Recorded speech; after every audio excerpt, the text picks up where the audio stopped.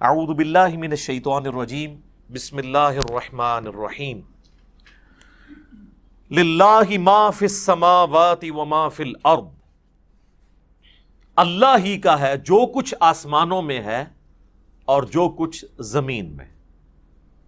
اس کائنات کی بادشاہت بھی اللہ کی ہے اور اس کائنات کو چلانے والا بھی اللہ ہے۔ اب چونکہ سورۃ البقرہ کنکلوڈ ہو رہی ہے، اور جب بھی صورتیں کنکلوڈ ہوتی ہیں، اپنی اینڈنگ کی طرف جاتی ہیں، تو اکثر اوقات انہی الفاظ کے ساتھ اللہ تعالیٰ اپنی تعریف کو بیان فرماتا ہے۔ وَإِن تُبْدُوا مَا فِي أَنفُسِكُمْ، اور اگر تم ظاہر کرو جو کچھ تمہارے جی کے اندر ہے، أَوْ تُخْفُوهُ، یا اسے چھپا لو، يُحَاسِبْكُمْ بِهِ اللَّهُ، اللہ تعالیٰ اس کے اوپر بھی حساب لے گا۔ یہ بہت خطرناک معاملہ ہے میرے بھائیوں۔ یہ قرآن حکیم میں ایک ایسا مقام ہے جہاں پر اللہ تعالیٰ نے دل کے گناہ کے اوپر گرفت کرنے کا بھی اندیہ دیا ہے۔ یہ چند آیات میں سے ہے جو قرآن حکیم میں جن کی تفسیر بڑی مشکل ہے اور اس کے بارے میں کافی اختلاف پایا جاتا ہے۔ اب بخاری مسلم کی کئی احادیث ہیں، مثلا بخاری اور مسلم دونوں میں ایک حدیث ہے کہ اللہ کے محبوب صلی اللہ علیہ وآلہ وسلم نے فرمایا کہ اللہ تعالیٰ نے میری امت سے جو دل میں آنے والے خیالات ہیں نا، ان سے درگزر فرما دیا ہے، جب تک کہ وہ اس پر عمل نہ کر لیں یا اس کو اپنی زبان پر نہ لے آئیں۔ یعنی جو وسوسہ دل میں آیا، گناہ کا وسوسہ یا بدعقیدگی یا کیسی بھی چیز، کوئی شیطانی بات، جب تک اسے ایگزیکیوٹ نہیں کر لیتے پریکٹیکلی یا اپنی زبان پر نہیں لے آتے، تو اللہ تعالیٰ نے میری امت سے اس کو درگزر فرما دیا ہے۔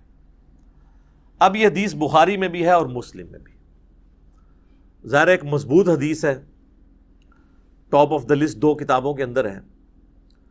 تو اس حدیث کی بنیاد پہ بعض مفسرین کا خیال ہے کہ یہ آیت ہی منسوخ ہے قرآن کی، کہ جی اللہ تعالیٰ دل میں آنے والے گناہوں کے اوپر بھی گرفت فرما سکتا ہے، کیونکہ حدیث میں جو آ گیا کہ اللہ نے معاف کر دیا ہے، لہٰذا یہ آیت منسوخ ہے۔ حالانکہ ہمیں کوئی حدیث اس بات پہ مجبور نہیں کرتی کہ ہم قرآن کی کسی آیت کو منسوخ مانیں، اور اس میں بڑے بڑے مفسرین نے ٹھوکر کھائی ہے، پرانے بزرگوں میں سے بھی اور آج کل کے بھی۔ میں نے اس کے اوپر کافی غور و تفکر کیا تو میں اس نتیجے پہ پہنچا کہ یہ قرآن حکیم کے ساتھ علمی خیانت کے مترادف ہے اگر کوئی شخص اس آیت کو ان احادیث کی بنیاد کے اوپر منسوخ مانتا ہے، کیونکہ کئی اور احادیث ہیں جن میں ہمارے پاس وہ رزلٹ بھی نکلتا ہے جو اس آیت کے اندر بیان ہوا ہے۔ تو میں کوشش کروں گا کہ میں اس کو بریف کروں اس حوالے سے کہ یہ جو دل کا اللہ تعالیٰ نے معاملہ گرفت کے اعتبار سے بیان کیا ہے، اس کے کیا معنی ہو سکتے ہیں۔ تو غور و تفکر کرنے کے بعد میں اس رزلٹ پہ پہنچا ہوں کہ یہ جو اللہ تعالیٰ نے فرمایا نا، وَإِن تُبْدُوا مَا فِي أَنفُسِكُمْ أَوْ تُخْفُوهُ يُحَاسِبْكُمْ بِهِ اللَّهُ، چاہے تم اپنے جی کے خیال کو ظاہر کر دو یا جی میں چھپا کر رکھو، اس پہ بھی اللہ محاسبہ کر دے گا، پکڑ فرما لے گا۔ اس کے دو معنی ہو سکتے ہیں۔ ایک تو یہ ہے کہ دل کی نیت کے اوپر اللہ تعالیٰ گرفت کرے، کہ کسی نے نیکی کا کام بظاہر تو بڑا اچھا کیا، دل میں ریاکاری کی نیت تھی، تو اللہ تعالیٰ اس دل کے خیال کے اوپر گرفت کرتے ہوئے اس کی نیکی کو زیرو سے ملٹیپلائی کر دے گا۔ تو یہ تو مسلمانوں کا اجماعی عقیدہ ہے کہ ایسا ہی ہوگا۔ اور دوسرا معنی یہ ہے کہ دل میں آنے والا ایسا وسوسہ جو جان بوجھ کر لایا جائے، یا کسی گناہ کا خیال اپنے دل میں جان بوجھ کر لایا جائے، اور اس خیال کو لانے کے بعد اس کی پیروی کرتے ہوئے اس کی لذت دل میں محسوس کی جائے جان بوجھ کر، تو اس کے اوپر بھی گرفت ہوگی۔ یہ دونوں معنی اپنی جگہ درست ہیں۔ پہلے والا تو ہمیں پتہ ہی ہے، ریاکاری والا، بخاری اور مسلم دونوں میں حدیث ہے، بخاری کی پہلی حدیث ہی یہی ہے، انما الاعمال بالنیات، اعمال کا دار و مدار نیتوں کے اوپر ہے۔ اور یہ نیک اعمال کے بارے میں ہے، برے اعمال کے بارے میں نہیں۔ برا عمل چاہے اچھی نیت سے بھی کیا جائے وہ گناہ ہی ہے، یہ نیک اعمال کے بارے میں، کیونکہ اس سے آگے الفاظ ہیں اسی حدیث میں کہ اعمال کا دار و مدار نیت پہ ہے۔ اگر کسی شخص نے اللہ اور اس کے رسول کے لیے ہجرت کی تو اس کی نیت اللہ اور اس کے رسول کے لیے لکھی جائے گی، اور اگر کسی شخص نے کسی عورت کی نکاح کی خواہش میں ہجرت کی تو اس کی ہجرت اس کے لیے لکھی جائے گی۔ اگرچہ نکاح کی خواہش کوئی بری چیز نہیں ہے، لیکن اللہ تعالیٰ کہتا ہے کہ میرے اعتبار سے جو نیکی کرنی ہے وہ پیورلی میرے لیے ہو۔ تو یہ چیز بتا رہی ہے کہ نیک عمل میں خالصتاً اللہ کی نیت ہو، برے عمل کا تو لینا دینا ہی نہیں اس کے ساتھ، کیونکہ انہی احادیث کو لوگ مس یوز کر کے ایکسٹرا جوڈیشل ایکٹیویٹیز پرفارم کرتے ہیں۔ ہمارے مولویوں کے ورغلائے ہوئے لوگ بھی اور ہمارے بعض ریاستی اداروں کے ورغلائے ہوئے لوگ بھی، اور کہتے ہیں جی نیت تو ہماری اچھی تھی، اگرچہ کام برا کر دیا، بندہ مار دیا، خیر اللہ تعالیٰ معاف کرے گا۔ نہیں، تو میری اس کے اوپر پہلے سے ویڈیوز آ چکی ہوئی ہیں، آپ یوٹیوب پہ جا کے لکھیں ایکسٹرا جوڈیشل کلنگ ان اسلام، جو یہ آپ کو پتہ ہے سائیوال انسیڈنٹ ہوا تھا، اس پہ میں نے یہ ساری پھر چیزوں کو بریف بھی کیا تھا قرآن اور احادیث کی روشنی میں۔ تو یہ نیک عمال کے بارے میں ہے کہ اگر وہ نیک عمل اچھی نیت سے ہوگا، اللہ کے لیے ہوگا تو اجر ملے گا، اور اگر اللہ کے لیے نہیں ہے تو اجر زیرو سے ملٹیپلائی، ختم۔ اسی کو سپورٹو وہ صحیح مسلم کی حدیث ہے کہ اللہ تعالیٰ تمہاری شکلوں اور مال کو نہیں دیکھتا، دلوں اور اعمال کو دیکھتا ہے۔ شکل خوبصورت ہے، مال اللہ کی راہ میں کوئی خرچ بھی کر رہا ہے، لیکن دل میں نیت کسی اور چیز کی ہے تو اللہ نے دل کو دیکھنا ہے، اور پھر اعمال بھی اچھے ہونے چاہیے، اس چیز کو بھی دیکھنا ہے اللہ تعالیٰ نے۔ اسی کو سپورٹو صحیح مسلم کی ایک اور حدیث جو میں نے کئی دفعہ بیان کی ہے، قیامت والے دن اللہ تعالیٰ کی بارگاہ میں ایک شہید، ایک قرآن کے عالم اور ایک سخی کو پیش کیا جائے گا۔ اللہ تعالیٰ شہید کے سامنے اپنی نعمتیں گنوائے گا اور پھر پوچھے گا کہ تجھے میں نے اتنا کچھ دیا، اس کے بدلے میں تو نے کیا کیا؟ وہ کہے گا یا اللہ جان ہی تو تھی تیرے لیے دے دی۔ واقعی یہ تو بات حقیقت ہے کہ انسان سب سے زیادہ کسی کے لیے یہی کر سکتا ہے کہ اپنی زندگی دے دے۔ تو اللہ تعالیٰ فرمائے گا کہ تم نے جان اس لیے دی کہ لوگ تمہیں بہادر سمجھے، تو دنیا میں تمہیں تمہارا اجر مل چکا ہے۔ پھر اللہ تعالیٰ اسے اوندے منہ گھسیٹ کر جہنم میں پھینک دے گا۔ اللہم اجرنا من النار، آمین۔ پھر ایک قرآن کے عالم کو بلایا جائے گا، اللہ تعالیٰ فرمائے گا میں نے تجھے قرآن کا علم دیا تو اس کے بدلے میں تو نے میرے لیے کیا کیا؟ تو کہے گا یا اللہ میں اتنے لوگوں کو قرآن سکھاتا تھا تیری رضا کی خاطر، علم سکھاتا۔ تو اللہ تعالیٰ فرمائے گا کہ تم نے یہ سب کچھ اس لیے کیا کہ لوگ تمہیں قرآن کا عالم کہیں، قاری کہیں، اور آج کے دور کے اعتبار سے تیرے نام کے پیچھے بھی 10 دمیں لگی ہوں اور آگے بھی 10 دمیں لگی ہوں۔ دیکھا نہیں آپ نے علماء کے اشتہاروں پہ نام اتنے مشکل الفاظ لکھے ہوئے ہوتے ہیں، حالانکہ وہ الفاظ بھی شرما رہے ہوتے ہیں کہ کس کے ساتھ لگا دیا۔ تو تجھے دنیا میں کافی لوگوں نے تیری تعریف کی ہے، میرے ہاں تیرے لیے کوئی اجر نہیں، تو اجر دنیا میں لے چکا ہے جس مشہوری کے لیے تو نے کیا تھا، تو اوندا منہ کر کے دوزخ میں اسے بھی پھینک دیا جائے گا۔ پھر اللہ تعالیٰ ایک سخی کو بلائے گا کہ تجھے اتنا مال دیا، تو نے میرے لیے کیا کیا؟ وہ کہے گا یا اللہ میں نے تیری راہ میں جو جو موقع بھی تھا، جس جس موقع پہ تو خوش ہوتا تھا میں نے وہاں وہاں خرچ کیا، غریبوں پہ بھی خرچ کیا، مسجد کے اوپر بھی لگا دیا، مدارس کے اوپر بھی لگوایا، اور کئی ایک یتیم خانے کھول دیے، مسجد کی ٹوٹیوں کے اوپر نیم پلیٹ بھی اپنے نام کی لگوائی۔ آج کے دور کے اعتبار سے میرے محلے کے نمازیوں سے بھی تو پوچھ سکتا ہے، تو لیکن یہ سارے دھوکے تو نمازیوں کو ہی دیے جا سکتے ہیں، ایون فرشتے بھی دھوکے کھا جاتے ہیں کیونکہ وہ بھی ظاہری عمل دیکھ رہے ہوتے ہیں۔ تو at the end of the day حساب تو اللہ نے لینا ہے۔ اللہ فرمائے گا تو نے یہ جو تیرے نامہ مال میں گرچہ نیکیاں لکھی ہوئی ہیں، لیکن یہ نیکیاں فرشتوں نے لکھی ہیں، بندوں کی نظر میں ہے، میری نظر میں تو نہیں ہے، کیونکہ تو نے سب کچھ لوگوں سے تعریف کے لیے کیا کہ میرے دسترخوان سے اتنے لوگ کھاتے تھے، میرے ہاسپٹل سے اتنے لوگ علاج کرواتے تھے، تو میرے حضور تو اس کا کوئی اجر نہیں ہے۔ اس کو بھی اونا منہ کر کے دوزخ میں ڈال دیا جائے گا۔ سر یہ 3 مثالیں اللہ کے محبوب صلی اللہ علیہ وآلہ وسلم نے دی ہیں۔ اگر آپ میں سے کوئی شخص سمجھتا ہے کہ دنیا میں ان 3 نیکیوں سے بڑی کوئی نیکی ہو سکتی ہے تو میرے سامنے لے آئے. کیا شہید ہونے سے بڑی کوئی نیکی انسان اللہ کے لیے کر سکتا ہے؟ اور اگر کسی نے یہ نہیں کی ہے، قرآن کی تعلیم سیکھنے اور سکھانے سے بڑی کوئی نیکی کر سکتا ہے؟ بخاری کی حدیث ہے، تم میں سب سے بہتر وہ جو قرآن سیکھے اور سکھائے.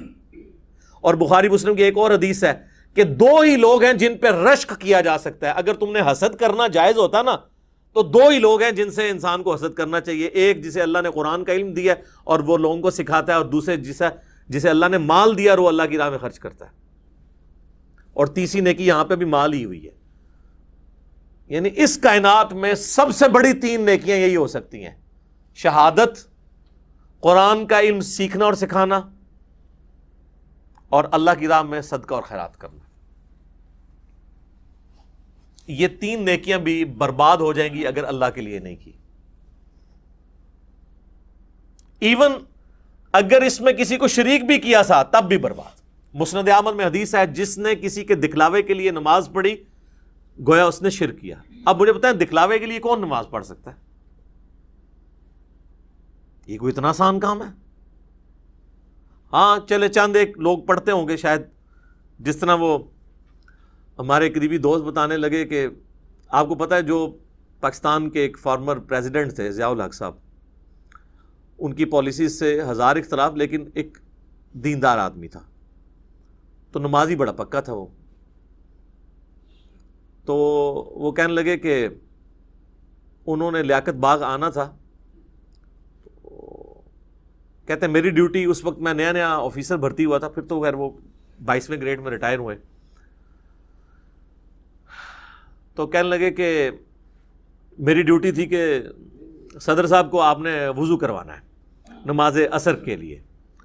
تو کہتے ہیں جب وہ آئے تو میں نے ان کو کہا کہ سر میں نے پانی آپ کے لیے گرم کر کے رکھا ہوا ہے، سردیاں تھیں. وہ کہنے لگے بیٹا مجھے پتا تھا نماز عصر کا ٹائم ہے تو میں گھر سے وضو کر کے آیا ہوں. تو کہتا ہے نماز کا ٹائم ہوا تو اب چونکہ صدر صاحب نماز پڑھ رہے ہیں تو لوگ بغیر وضو کے ہی پیچھے کھڑے ہو گئے. ظاہر پتہ ہوتا ہے اپنے ساتھیوں کا کہ یہ تو کبھی زندگی میں انہوں نے کبھی نماز نہیں پڑھی، وضو بھی نہیں کیا، جا کے کھڑے ہو. جس طرح یہاں پہ کئی سیاسی لیڈر جو ہیں وہ جب کسی کے جنازے پہ جاتے ہیں تو اسی طریقے سے وہ جا کے کھڑے ہو جاتے ہیں، نہ ان کو نماز جنازہ آتا ہے نہ وضو کا طریقہ آتا ہے، وہ دنیا داری کے طور پہ. تو مسند احمد کی حدیث کے الفاظ ہیں، جس نے دکھلاوے کے لیے نماز پڑھی اس نے شرک کیا، جس نے دکھلاوے کے لیے روزہ رکھا اس نے شرک کیا، جس نے دکھلاوے کے لیے صدقہ کیا اس نے شرک کیا.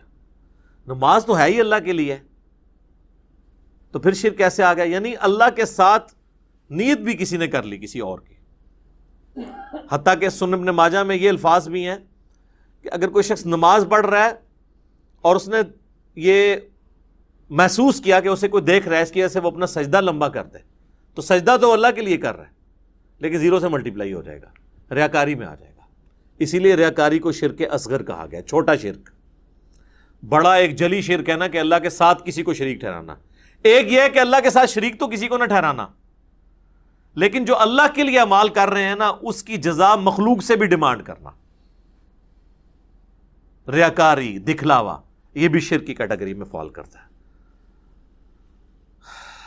اللہم لا تجعلنا منہم، اے اللہ ہمیں ان میں سے نہ کرنا جو اس طرح کے فتنوں کا شکار ہوں گے. آمین. اچھا جی، اب آ جائیں دوسرے معنی کی طرف، وہ ہے دل میں محکم خیال لانا گناہ کا، برائی کا.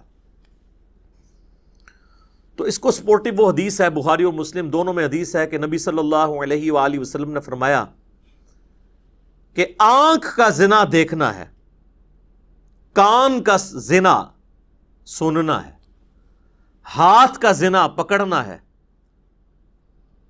پاؤں کا زنا چل کر جانا ہے،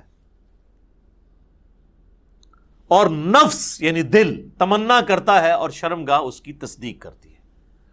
تو وہاں پہ نبی علیہ السلام نے ایک ایک جو عضو ہے نا اس کی برائی کا ذکر کیا اور نفس کا بھی ذکر کیا. اگر کسی نے برائی کا خیال جان بوجھ کر اپنے جی میں لا کر اس سے لذت حاصل کی تو فرشتوں کو تو نہیں پتا اس کا، لیکن اللہ کے حضور اس کی گرفت ہوگی، وَلِعَوْذُ بِاللَّهِ تَعَالَى. اللہ کو کوئی نہیں پوچھ سکتا جی. سورۃ الانبیاء میں آیا نا لا یسأل عما یفعل وہم یسألون. اللہ کو کوئی نہیں پوچھ سکتا کہ اس نے کوئی کام کیوں کیا. اللہ ہر ایک کو پوچھ سکتا ہے وہم یسألون کہ تم نے یہ کام کیوں کیا. تو اللہ تعالیٰ دل کے خیالات کے اوپر بھی گرفت فرما سکتا ہے. وَلِعَوْذُ بِاللَّهِ تعالی. البتہ وہ حدیث اپنی جگہ ایک تسلی والی ہے بخاری اور مسلم میں کہ اللہ تعالیٰ نے میری امت سے دل کے خیالات کے اوپر درگزر فرما دیا ہے جب تک کہ اس پر عمل نہ کر لیں یا اس کو اپنی زبان پر نہ لے آئیں، یعنی دل میں آنے والے وسوسوں کو. لیکن اس کو بھی اسی اعتبار سے سمجھنا ہوگا کہ یہ بھی وسوسے وہ ہوں گے جو خود بخود آ جائیں. جو جان بوجھ کے لائے جاتے ہیں نا وہ سر اس کیٹیگری میں نہیں آئیں گے. بہرحال اللہ تعالیٰ کی رحمت کا ایک تقاضا بھی ہے. وَكَتَبَ رَبُّكُمْ عَلَى نَفْسِهِ الرَّحْمَةِ جو سورۃ الانعام میں ہے کہ اللہ نے اپنے اوپر خود سے ایک چیز واجب کر لی ہے کہ میں ہر حال میں رحم ہی کروں گا. جو بخاری مسلم دونوں میں حدیث ہے کہ میری رحمت میرے عرش پہ، میں نے اپنے پاس ایک عبارت لکھ لی تھی مخلوق کی پیدائش سے پہلے کہ میری رحمت میرے غضب پر سبقت لے جانے والی ہے.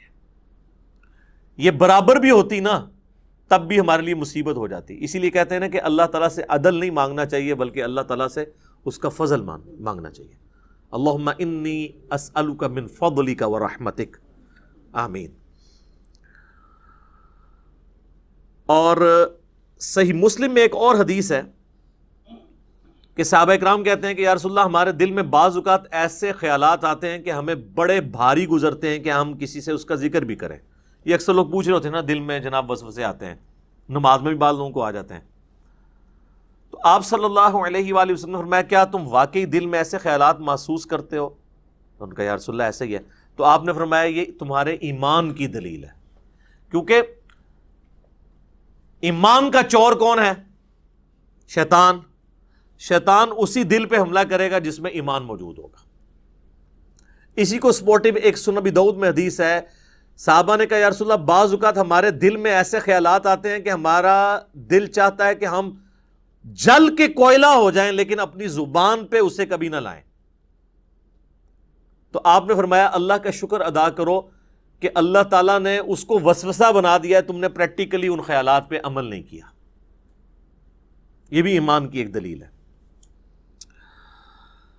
ایک اور زبردست حدیث ہے بخاری اور مسلم میں کہ نبی صلی اللہ علیہ وآلہ وسلم نے فرمایا کہ جب بندہ نیکی کا ارادہ کرتا ہے نا تو اللہ تعالیٰ فرشتے سے فرماتا ہے جو کرامن کاتبین ہیں کہ میرے بندے کی ایک نیکی لکھ لو، کیے بغیر ہی ارادے کے اوپر. ظاہر ہے وہ اللہ تعالیٰ مطلع کر دیتا ہے فرشتے کو، اور جب وہ نیکی کرتا ہے نا پھر اللہ تعالیٰ فرماتا ہے اب اس کی نیکی کو 10 سے لے کر 700 گنا تک بڑھا دو، جس طرح اللہ تعالیٰ ان کو گائیڈ کرتا ہے کہ جس کا جو لیول ہے اس کے اعتبار سے. 10 تو ملنا ہی ہے نا، جو سورۃ الانعام میں باقی صورتوں میں آیا کہ جو ایک نیکی لے کے آئے گا اس کے بدلے اسے 10 دی جائیں گی. جو بخاری مسلم میں آیا کہ نمازیں تو 5 پڑھی جائیں گی لیکن ثواب 50 کا ملے گا، 10 گنا. اور جب میرا بندہ برائی کا ارادہ کرتا ہے تو اللہ تعالیٰ فرماتا ہے کہ اس کی برائی نہ لکھو کیونکہ صرف اس نے ارادہ کیا ہے، اور اگر وہ برائی سے رک جائے تو اللہ تعالیٰ فرماتا ہے ایک نیکی لکھ لو کیونکہ اس نے برائی کو جو چھوڑا ہے یہ بھی ایک نیکی ہے. یہ ہے وہ وَكَتَبَ رَبُّكُمْ عَلَى نَفْسِهِ الرَّحْمَةِ، اور تمہارے رب نے اپنے اوپر خود سے واجب کر لیا ہے، یہ بات تقدیر میں لکھ دی ہے کہ میں نے ہر حال میں رحم ہی کرنا ہے. سبحان اللہ وبحمدہ سبحان اللہ العظیم. تو اور جب وہ برائی کرتا ہے تو پھر اللہ تعالیٰ فرماتا ہے کہ اس کے بدلے ایک ہی برائی لکھنا، نیکی کے بدلے 10، برائی کے بدلے 1.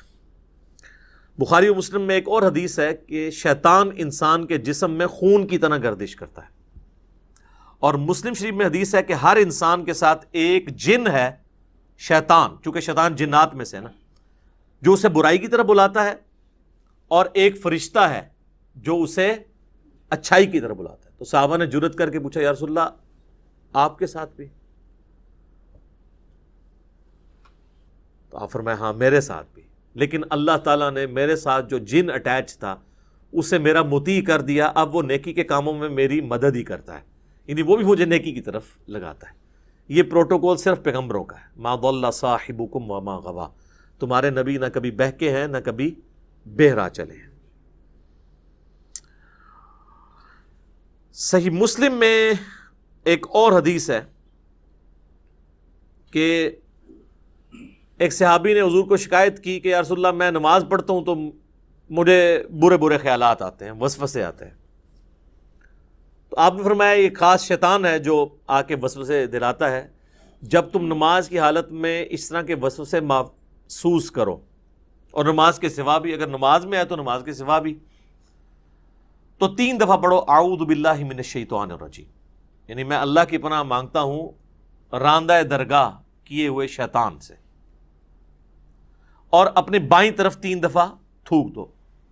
اب یہ فزیکلی تھوکنا نہیں ہوگا، بس صرف زبان سے ہلکا سا ایسے، بس۔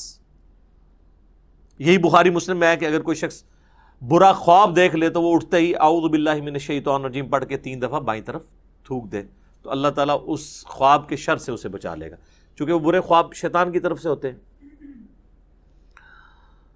تو نماز کے دوران بھی اگر کسی کو خیال آئے تو وہ یہ کر سکتا ہے۔ باقی یہ خیالات آنے کی کئی ٹیکنیکل ریزن بھی ہیں۔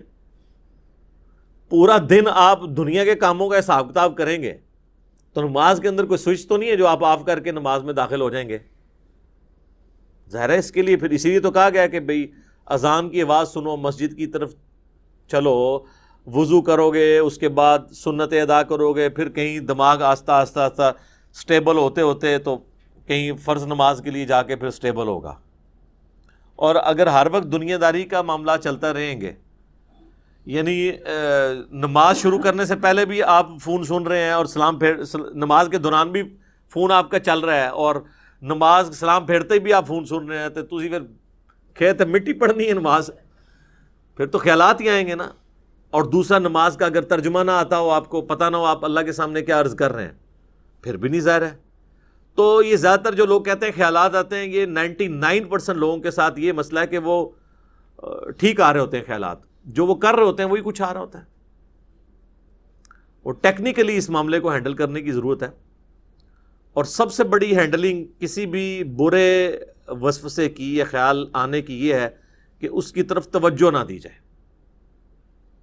انسان کا دماغ اللہ نے ایسا بنایا ہے کہ یہ بیک وقت کے ہی ایک محاذوں پہ چل رہا ہوتا ہے، یہ دماغ کو کوئی سوئچ نہیں ہے کہ جو آپ آف کر سکیں، یہ ذہن میں رکھیے گا۔